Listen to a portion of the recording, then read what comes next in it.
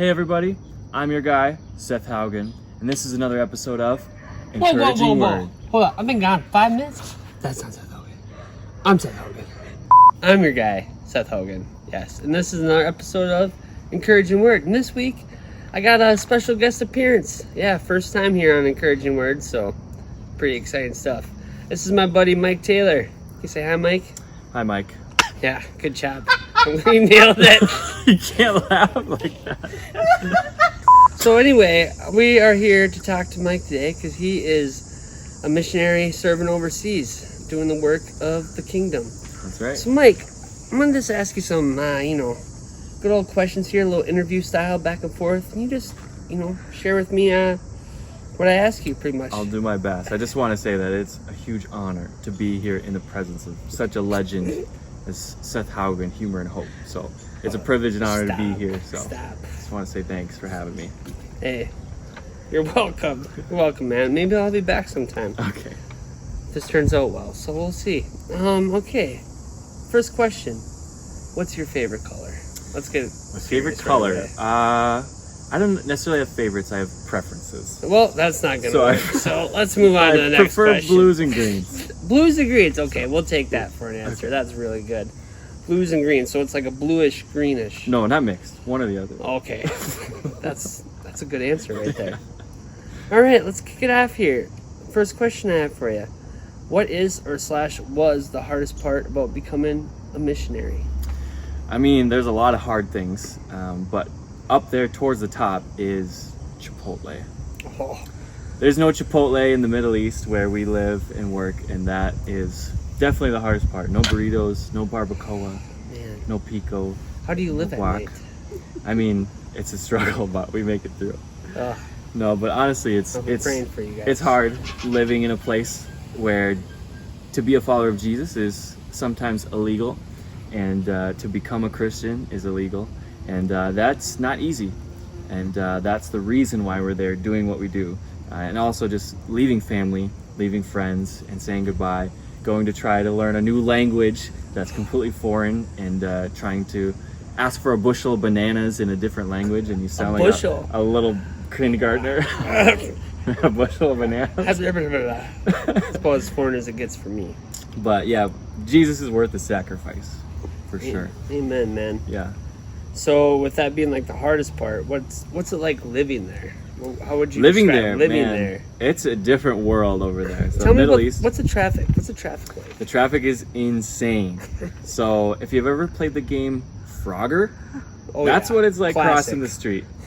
So you gotta sometimes go one lane at a time, and cars are going back in front of you, and you have to sometimes take a step backwards so you don't get hit by a bus. Then you take another lane, you go another lane, and then you have to go the other direction. So it gets a little messy, but you just try to survive and do your best when you're crossing the street. But traffic is a little insane over there. Man, that just sounds...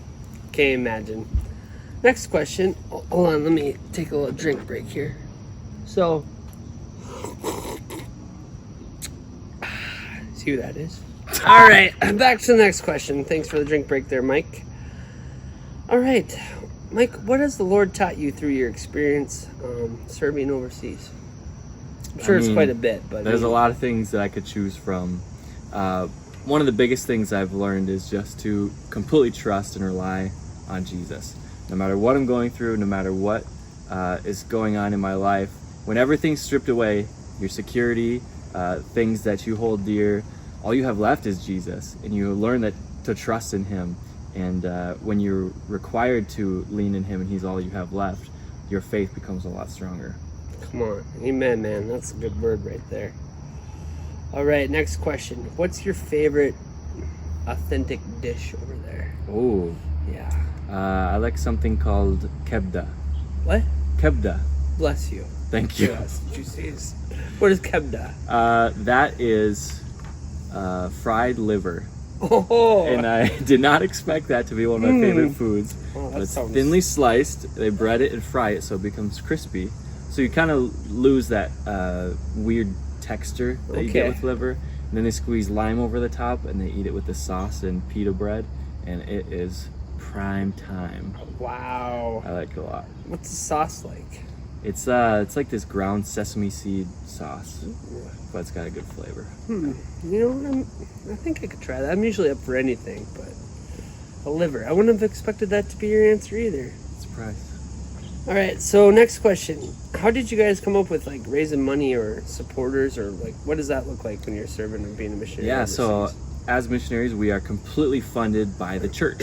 So the church gives us what we need to live and do the ministry on the field. So we've been back here for a little while, traveling to churches and sharing about what God's doing overseas in the Middle East. And the church supports us. And we have individuals who support us from the church, and we have churches as a body that support us.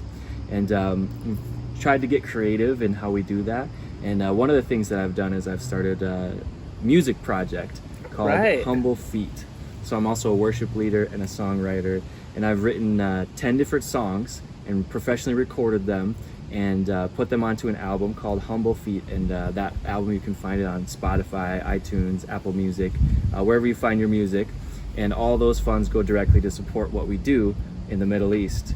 And the album actually, to my surprise, was voted last year the 2019 Independent Artist Release of the Year. Wow! So Congratulations, I was just man! blown away. Yeah, thank you. But it's just humbling to see how God has taken the music and blessed it, and hopefully it'll be a blessing to everyone watching as well. That's awesome. So you can pretty much get that iTunes. Yeah, Spotify. just search Humble Feet, and you'll be able to find it pretty easy. Sweet. Did you get that? Yeah. Write that down.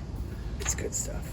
One more question, Michael. If you had to give advice to those watching right now, and they're wondering, how do you become a missionary, or where do I even start, or some might be thinking, well, that's great for you, Michael, but how do I know what God's called me to? What advice would you give them today? I mean, I believe that we're all called to the exact same thing, and that might sound weird, but in general, everybody who is a follower of Jesus is called to be obedient, to follow what God tells you to do, no matter what it is, no matter what the sacrifice is, no matter what the cost.